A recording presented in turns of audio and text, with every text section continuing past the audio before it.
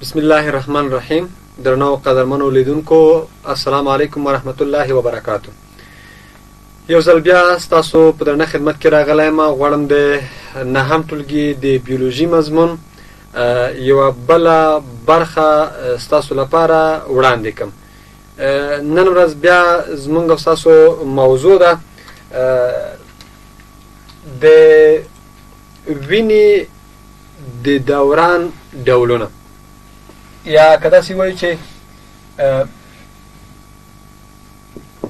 بلاد سرکولیشن، وینې دوران،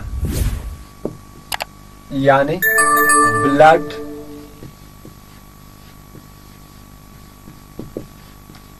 سرکولیشن. د وینې دوران دوه ډوله دی. یو ډول ته د وینې کوچنی دوران ویل کېږي، کوچنی دوران. بل ډول د وینې دوران ته ویل کېږي، لومړی خو دا لیکو چې کوچنی دوران ته په بیولوژیکي ژبه کې پلمونري سرکولیشن.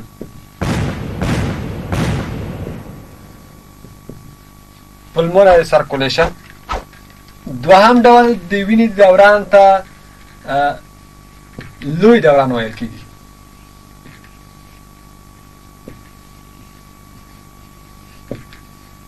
لوی دوران یا سیستماتیک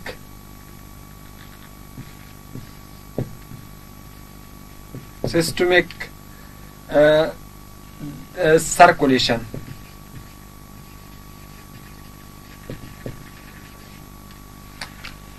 د وینې کوچنی دوران او د وینې لوی دوران، یعنی د وینې دوران په دوو برخو باندې ویشل شوی. کوچنی دوران د وینې کوم دوران دی؟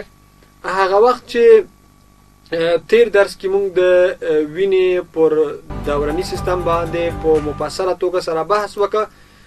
د زړه د فعالیت په اړه باندې موږ بحث وکړ. په هغې کې موږ وویلی چې کله چې زړه وینه پمپ کوي، که چیرته د زړه په وسیله باندې وینه د بدن ټولو برخو ته پمپ شوه او بیرته د ټول بدن د حجراتو او انساجو نه وینه راځي زړه ته، دغې دوران ته به د وینې لوی دوران ویل کېږي، ځکه چې د دې وینې جریان، د دې وینې دوران هغه لوی و که نه، ځکه چې د زړه په واسطه باندې وینه پمپ شوه، د بدن ټولو حجراتو او انساجو ته ورسېده او د هغې نه بیرته راغله زړه ته، لوی دوران یې وکړه.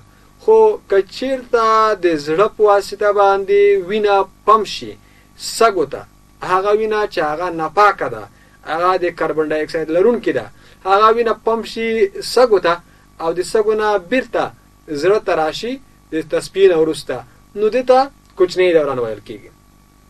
د وینې لوی دوران هغه دوران دی چې په هغې کې د زړه په واسطه باندې وینه ټولو بدن ته پمپ شي، د بدن ټولو انساجو او حجرات ته پمپ شي او بیرته زړه ته راشي، دې ته لوی دوران ویل کېږي. او د وینې هغه دوران چې په هغې کې د زړه په واسطه باندې وینه پمپ شي سږو ته او د سږو نه بیرته راشي زړه ته، دې دوران ته کوچنی دوران ویل کېږي، ځکه دلته د دې وینې دوران، د دې وینې بهیر چې ده هغه لنډ وي. نو په همدې سبب سره دا دوه دورانونه موجود دي. اوس راځو لمف ته. بله کوچنی موضوع مو ده لمف. لمف څه شی دی؟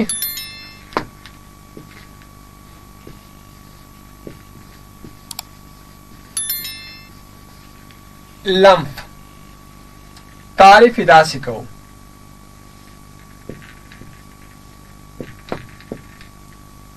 د انساجو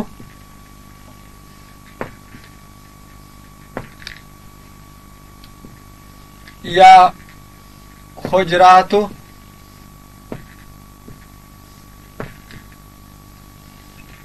ترمنځ بې رنګه مایع کله چې لمپوي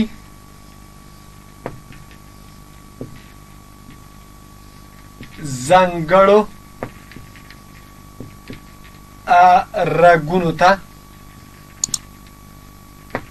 رګونو ته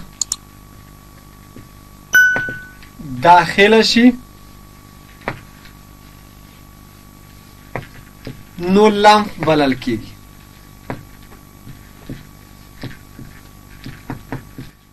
د حجراتو د چاپیریال مایع کله چې ځانګړي لمفاوي رګونو ته داخله شي نو لمف بلل کیږي. ګورئ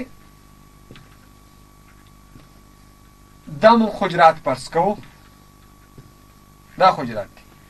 د دې حجراتو د چاپیریال مایع چې په دې چاپیریال کې په دې شاوخوا کې پراته وي او دا مایع په حقیقت کې د کاپیلارایز یا د وخته ډوله رګونو څخه د حجراتو په چاپیریال کې تویه شوي وي. دغه مایع دا په عادي حالت کې څه ورته ویل کېږي؟ په عادي حالت کې دې ته ویل کېږي چې د حجراتو د چاپیریال مایع حجراتو د چاپیریال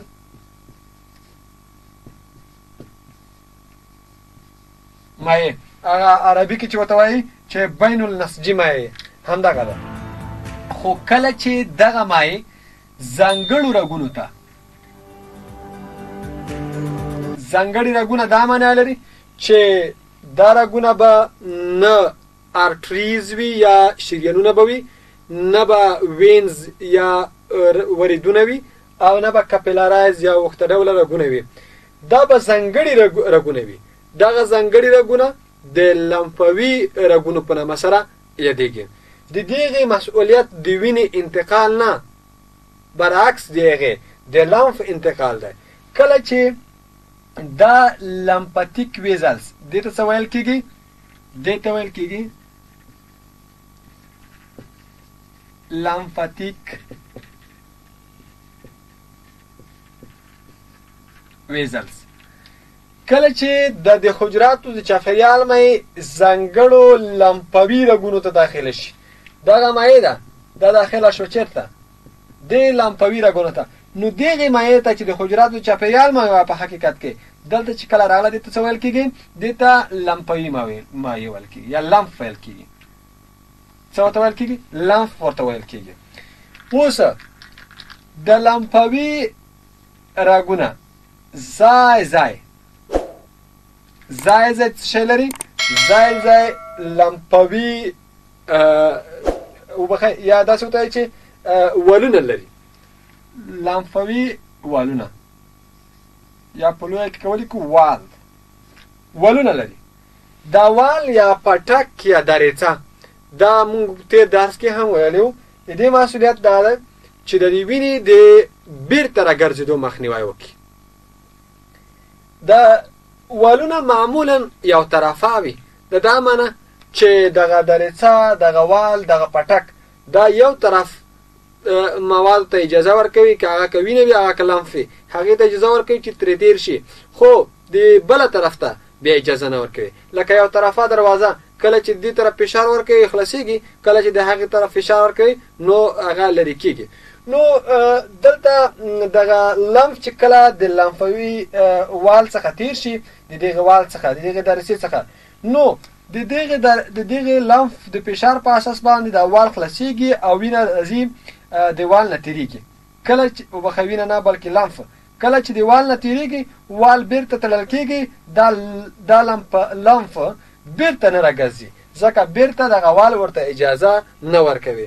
نو والونه چې په لمفاوي رګونو کې ځای موقعیت لري د لمف د بیرته د راګرځېدو مخنیوی کوي. بل راځو لمفاوي رګونه چې دي هغه ځای لمفاوي غوټې لري. لمفاتیک نوډز ورته ویل کېږي. څه ورته ویل کېږي؟ لمفاتیک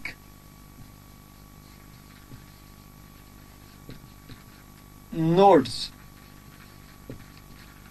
لمفاوي غوټې موږ تاسو په اصطلاح باندې لمفاوي غوټې هغه په لمفاوي رګونو کې ځای موقعیت لري او د لمف د فلتر کولو مسؤلیت لري، ځکه په دې لمفاوي غوټو کې WBC یا د وینې سپین کرویات وجود لري او تاسو پوهیږئ چې د وینې سپین کرویات د میکروبونو په مقابل کې په مختلف ډولونو سره جنګ کوي جګړه کوي میکروبونه له منځه وړي نو په همدې سبب سره دغه لمفوي غوټې هغه د لمف د فلتر کولو مسؤلیت لري چې چیرې نه چې په لمف کې دغه میکروبونه تیر شي بیرته د وینې جریان ته لاړ نشي نو په همدې سبب سره د WBC په واسطه باندې دغه لمف فلتر کیږي که مو فکر وي ځینې وختونه هغه وخت چې کله یو ډاکټر ته یو ناروغ وروړل کیږي نو ډاکټر ورځي په دغه ځایونو باندې لاس ږدي د دې لپاره چې دلته لمفوي غوټې دي چې هغه پړسېدلي دي که نه یا په بخښنې سره په تخرګونو کې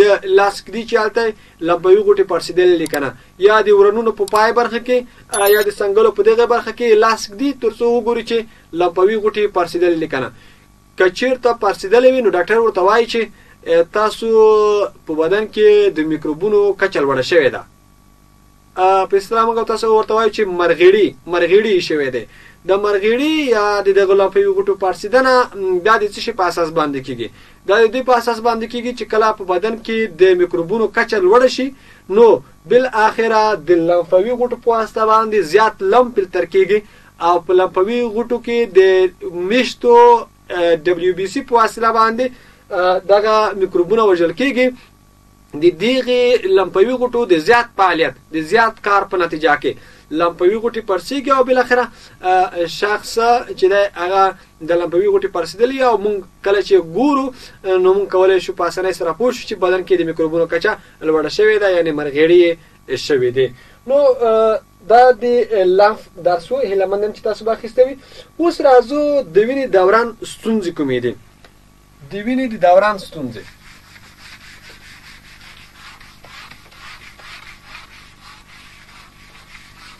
هر کال په سلګونه زره خلک د وینې د لوړ فشار او د چاغوالي له امله مړي هر کال په سلګونه زره خلک د چاغوالي له امله او همدا ډول د وینې د لوړ فشار له امله مري د وینې د دوران د ستونزو د رامنځته کېدو لاملونه څه دي د وینې د دوران د ستونزو د رامنځته کېدو لاملونه د سګرټ څکول دي همدا ډول سره د غوړو یا د شحمیاتو نه د زیات استفادې په نتیجه کې د وینې د دوران ستونزې رامنځته کېږي همدا ډول د زیات کار او فعالیت یا د ورزش د نه کولو په نتیجه کې موږ او تاسو د وینې د دوران په ستونزو باندې اخته کېدلی شو روحي فشار ذهني فشار چې کله په ذهن باندې په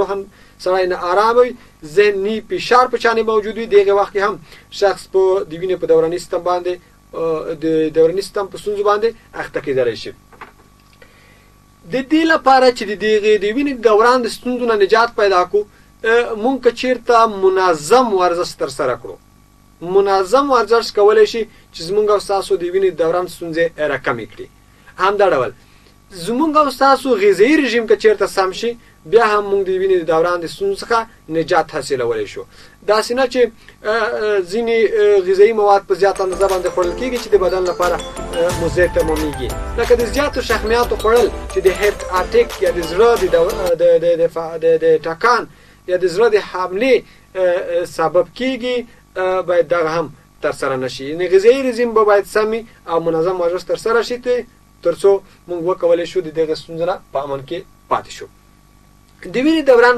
ستونزې اوس یادوو یو هرت اټیک دی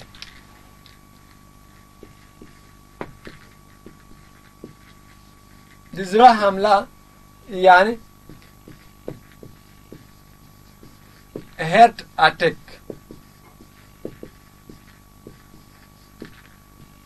هرت اټیک یا د زړه حمله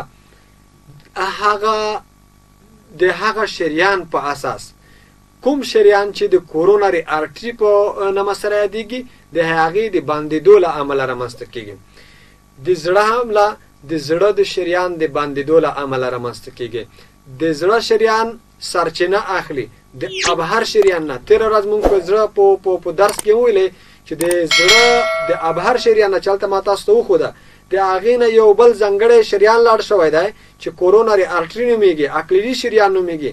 زړه ټول حجرات او انساج ته د وینې د رسولو مسؤلیت دی.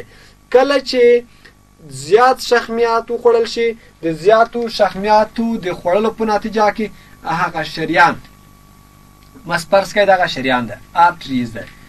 کوم ارټریز ده؟ هغه ارټریز دی کوم چې د زړه حجرات ته د اکسیجن او غذایي موادو د رسولو مسؤلیت لري. که چیرته زیات شحمیات وخوړل شي، د زیاتو شحمیاتو خوړل په خپله د شحمیات جوړ شوي دي له ګلسترولو او شحمي اسیدونو څخه. دا ګلسترول چې دی دا د رګ په ځانګړي ډول د اکلیلي شریان یا د کورونري ارټري پر سطح باندې داسې طبقه جوړوي،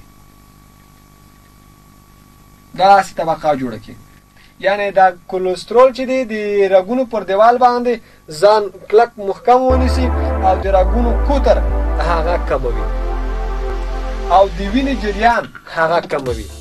ځکه چې کله پخوا په دې رګ کې فرض که 2 ملي لیتره وینه حرکت کوو، فرض کوو، اوس به په دې رګ کې چې د دغې کولسترول په واسطه باندې طبقه جوړه شوه، د رګونو کوتر یې کم که 1 ملي لیتر وینه هغه حرکت کوي.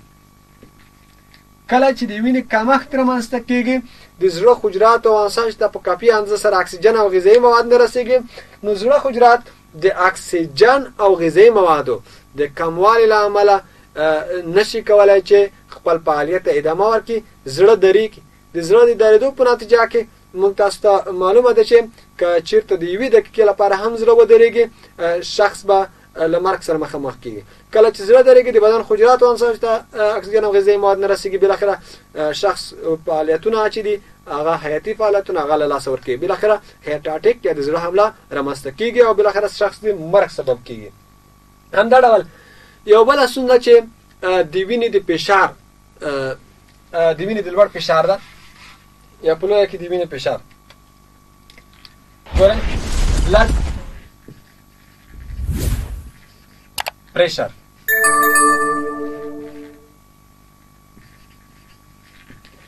بلډ پریشر، د وینې فشار. د وینې فشار څه ډول تعریف و؟ هغه فشار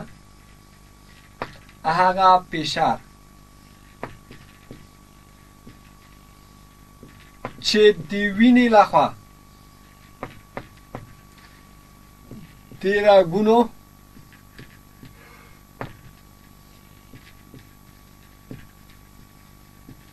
پر دیوالونو واردېږي، هغه فشار چې د وینې د رګونو پر دیوالونو باندې د وینې لخوا واردېږي، هغه فشار څه ویل کېږي؟ هغه ته د وینې فشار ویل کېږي. د رګونو پر دیوالونو باندې د وینې د فشار د لوړېدل یا زیاتېدل او د وینې فشار د کمېدل دا سبب دی د وینې د لوړ او د وینې د ټیټ فشار کېږي. خو لوړ فشار هغه فشار دی چې په هغې کې د وینې په وسیله باندې د رګونو پر دیوالونو باندې فشار زیات شي، دې ته د وینې لوړ فشار ویل کېږي. که چېرته د وینې د رګونو پر دیوالونو باندې دغه د وینې فشار کمیږي، نو په نتیجه کې د وینې ټیټ فشار ویل کېږي. د وینې لوړ فشار ته هایپرټنشن او د وینې ټیټ فشار ته هایپوټنشن ویل کېږي. نو درنو او معززو اوریدونکو، د دې لپاره چې موږ د دې ستونزو څخه ځان بچ کړی وي، نو وړاندې مو درته وویل چې که چېرته غذایي رژیم چې د هغه سم شي او تر څنګ موږ منظم ورزش ولرلی شو، منظم ورزش وکړو، نو په نتیجه کې د دې ستونزو څخه موږ ځان نجات حاصلولی شو. او معمولا د وینې فشار چې دی هغه د فشار الې یا سپږمو مونومیتر په وسیله باندې کتل کېږي. دا و د نن ورځې زموږ او ستاسو درس چې ما در وړاندې کړه. تر بلې داسې خپرونې به چې بیا هم ستاسو په درنه خدمت کې راځم او ستاسو لپاره به نوی درس وړاندې کوم. تر هغې مهاله حمل شه، ښه وختونه او ښې چارې ولرئ. سلامت اوسئ.